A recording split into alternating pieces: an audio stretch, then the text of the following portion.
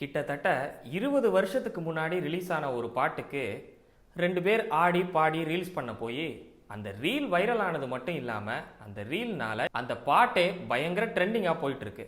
அந்த பாட்டு தான் எங்கே அந்த வெண்ணிலா, எங்கே அந்த வெண்ணிலா.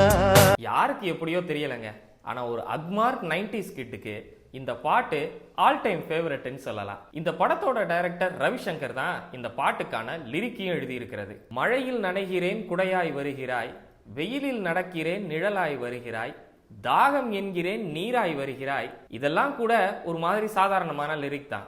ஆனா இதுக்கு அடுத்து எழுதுறாரு பாருங்க, சோகம் என்கிறேன் தாயாய் வருகிறாய்.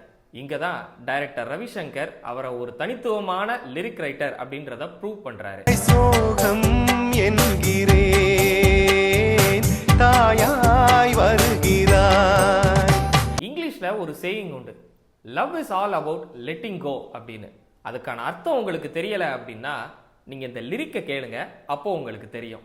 நீ இருந்தால் என்ன, பிரிந்தால் என்ன, காதல் எனக்கு போதும். சோ இந்த பாட்டு உங்க எத்தனை பேரோட ஃபேவரட் அப்படின்றத கமெண்ட்ல சொல்லுங்க. நீ மறந்தால்